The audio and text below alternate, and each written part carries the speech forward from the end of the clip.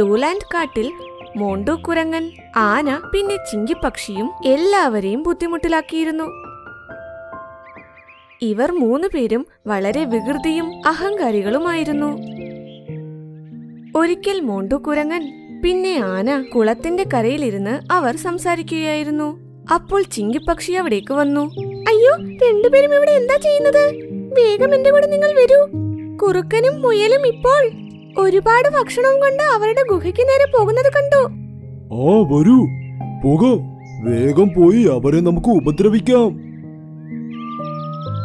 ആ സമയം കാടിന്റെ മറുവശത്തായി ദേവത കറങ്ങുന്നുണ്ടായിരുന്നു. അപ്പോൾ തറയിൽ അവർ ഒരു പൂന്തോട്ടം കണ്ടു. അവർ താഴേക്കും വന്നു. ഇവിടെ ഇരുന്ന് കുറച്ചുനേരം വിശ്രമിക്കാം, അതിനുശേഷം മുമ്പോട്ടു പോകാം. അവർ സൈഡിൽ മാന്ത്രിക വടി വെച്ചു. പിന്നെ വിശ്രമിക്കാൻ തുടങ്ങി. കുറച്ചു കഴിഞ്ഞപ്പോൾ അവർ 3 പേരും അതേ പൂന്തോട്ടത്തിലേക്ക് നടന്നു വന്നു. അതൊന്ന് നോക്കൂ. അവർ അപ്പോൾ ദേവത കിടന്നുറങ്ങുന്നത് കണ്ടു.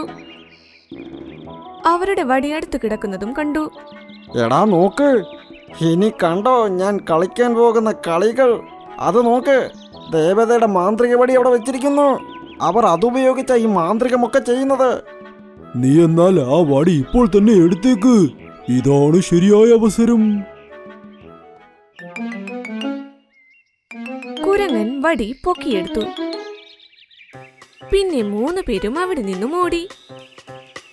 അപ്പോൾ മിങ്കുപക്ഷി തന്റെ ചുണ്ടിൽ ഒരു ആപ്പിളും എടുത്തുകൊണ്ട് തന്റെ വീട്ടിലേക്ക് വന്നു. ഇന്ന് ടീനുവിന് നല്ലൊരു സർപ്രൈസ് തന്നെയാകും. അവൻ ആപ്പിൾ വീടിനകത്ത് വെച്ചു. പിന്നെ പുറത്തു വന്നിരുന്നു. കുറച്ചു സമയം കഴിഞ്ഞപ്പോൾ ടീനു അവിടേക്ക് വന്നു. ഓ എന്റെ പ്രിയ ഭർത്താവേ, ഇന്നും കഴിക്കാനൊന്നും കിട്ടിയില്ലെന്ന് തോന്നുന്നു. വെറും കൈയോടെ ഇരിക്കുന്നുണ്ടല്ലോ. അയ്യോ, വീട്ടിനകത്തേക്ക് കയറി നോക്കൂ പ്രാണസഖി. നിനക്ക് അവിടെയുള്ള സർപ്രൈസ് നീ കണ്ടു കഴിഞ്ഞാൽ ആശ്ചര്യം കൊണ്ട് നീ നിലവിളിക്കാൻ തുടങ്ങും. അവൻ പറയുന്നത് കേട്ട് ടീനു പക്ഷി വീടിനകത്തേക്ക് പോയി. അതേസമയം 3 പേരും ഇതെല്ലാം ഒളിച്ചിരുന്ന് കാണുന്നുണ്ടായിരുന്നു. ഇപ്പോൾ കണ്ടോ നടക്കാൻ പോകുന്ന രസം എന്താണെന്ന്?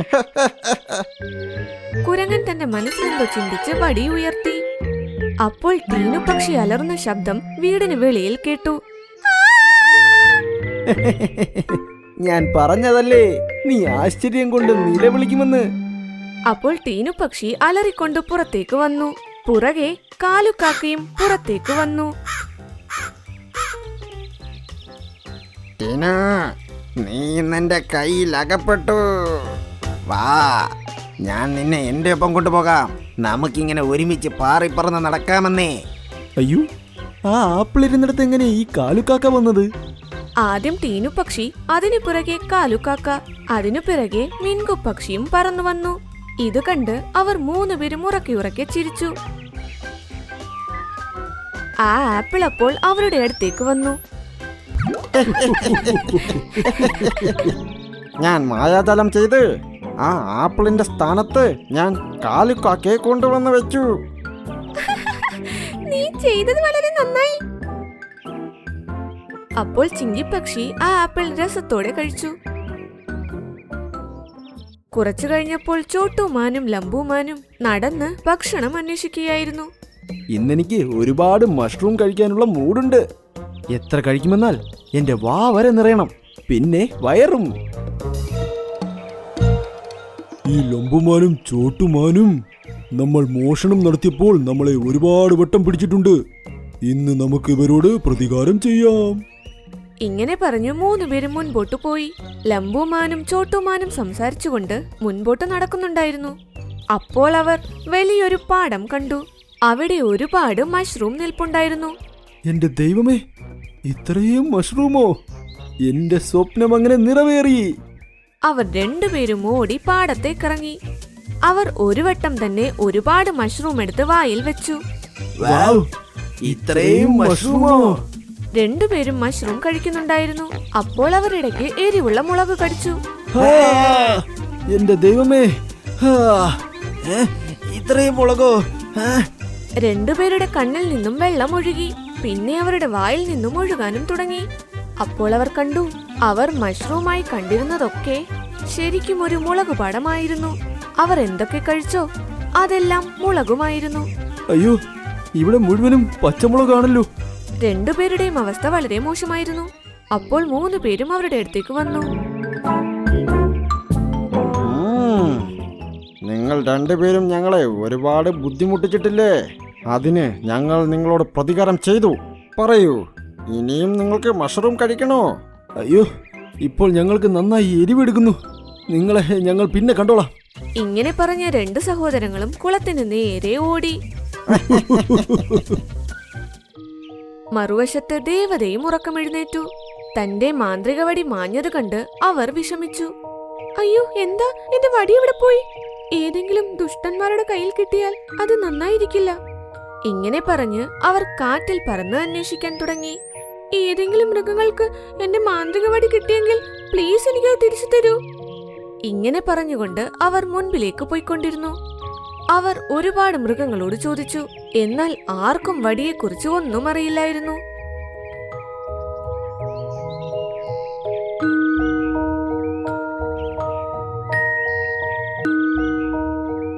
അപ്പോൾ ദേവതയ്ക്ക് ദാഹിച്ചു. അവർ കുളത്തിനടുത്തേക്ക് പോയി.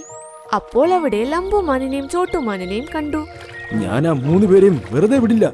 ഇന്ന് നമ്മളെ അവർ ഒരുപാട് ഉപദ്രവിച്ചു. അതെ ചേട്ടാ, എന്റെ നാക്കിൽ നിന്നും ഇപ്പോഴും എരിവ് പോയിട്ടില്ല.